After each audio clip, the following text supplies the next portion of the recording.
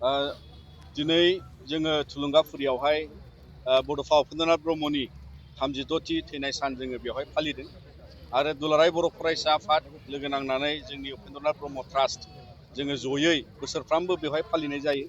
आरो देग्लाय बावहाय बड'लेण्ड सरकारनिफ्राय बिथांमोना अफिसियेलिबो बाहाय फालिनायनि बड'फाखौ मान होनायनि थाखाय बिथांमोनाबो हाबाफारि लादों। जोङो बयखौबो बरायो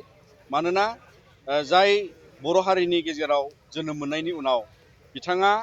बारहुंखा अखानि गेजेराव जोनोम मोन्दों आरो बिथाङा रुंसारि जालांनायनि उनाव दिनै बिथाङा बर' माहारिनि थाखाय बे 1 मे 1990 मायथाइयाव बर' हारिनि थाखाय बिथाङा मोनसे गोसोम जोमै महरनि मोनसे साग्लोबनाय खोमसि थासारि जोंनि सुबुं माहारिया मोनदांदोंमोन। नाथायबा जोङो दिनै बिथांनि बे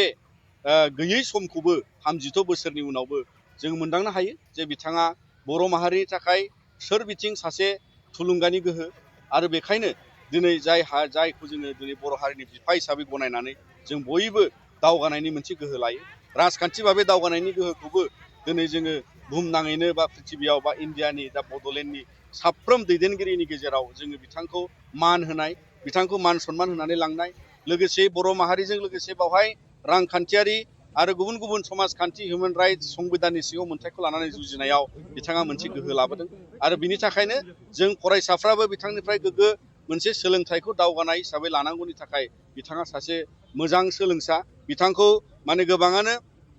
ट्रु चाइल्ड अफ लार्निं होननानै बिथांनि जे ओरैबायदि सासे एक्सेलेन्ट फरायसामोन बेखौ गनायथि होनानै जोङो दिनै बिथांनिफ्राय थुलुंगा लानो हायो। दा बिनिखायनो जोङो बे थुलुंगाफुरिनिफ्राय दुलाराय बर' फरायसा आफादा जोङो बिथांनि बे माहारियारि दावगानायनि मोनसे जि खामानिखौ बिथाङा दैदेनबोबाय, बर' माहारिखौ गेरेमसा हारि खालामनायनि आन्दोआव बयबो दैदेनगिरिजों लोगोसे आरो बर'फोरनि थाखाय बिथाङा मोनसे राजखान्थियारि आब्रुथि गालांदोंमोन। बे राजखान्थियारि आब्रुथिया जाहैबाय जे दिनै जोङो माने रावजोंबो गनायालासिनो, रावजोंबो माने गादबजायालासिनो, रावनिबो आथिं सिङाव थायालासिनो आरो गावनि हारिनि राव, थुनलाइ, हारिमु, दोरोङारि खान्थिखौ लानानै दावगानायनि भारत संबिजिरनि सिङाव गावनि खुंथाइ गोहोखौ जाय दिनैनि खुंथाइ गोहोआ भारत संबिजिराव सिडुल जाथ'नानै दङ आरो बे काउन्सिलनि अनगायैबो जोङो उननि समाव जि आल्टिमेट थांखियाव बड'फा उपेन्द्रनाथ ब्रह्मआ बर' माहारिखौ लानानै गेरेमसा बर' हारि दानायजों लोगोसे गावनि राव हारिमुजों दावगानाय खुंथाइ बेबस्थाखौ गावनो खुंनानै लांनाय, गावनि जौगाथायखौ गावनो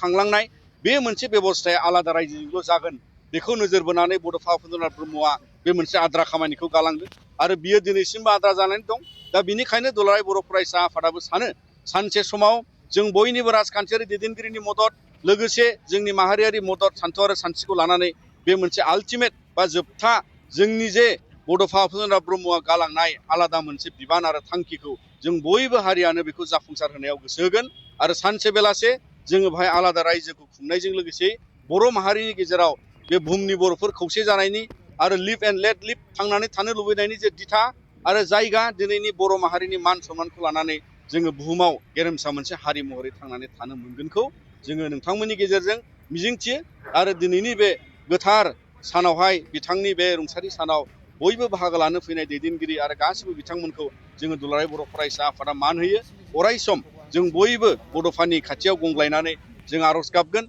जाहाथे हारियाव बिथाङा फोरोंलांनाय जे पलिटिकेल मरालिटि, जाय पलिटिकेल आब्रुथि, जायखौ माने दिनै रावनिबो आथिं सिङाव जों गनायनानै थाया, रावनिबो आथिं सिङाव जों थानो नाङा आरो बयखौबो समान मोनथाय नोजोरजों नायनानै रायजो बेंनाय खुंनायाव जाहाथे बयबो राजखान्थि दैदेनगिरिया गोहो मोनगोन जों बेखौ मिजिंथियो। दिनै जोङो गुबैयै दुलाराय बर' फरायसा आफादा जोंहा बेहाय गोबां हाबाफारि गैसामोन। बे हाबाफारियाव जोङो गिबियै जोंनि फिरफिला बिरहोनाय जायो थुलुंगाफुरियाव, मानोना बिथाङा दुलाराय बर' फरायसा आफादनि बारग' आफादगिरि हिसाबै आरो बिथांनि रुंसारि सानखाय जोङो जोंनि फिरफिलाखौ माने आधा बिरहोनाय जायो। बेजों लोगोसे जोङो बिथांनि मंखरसालियाव बिबार बावनाय, मुसुखायाव बिबार बावनाय बे हाबाफारिया थाबाय थायो आरो बेवहाय दिनैहाय मोनसे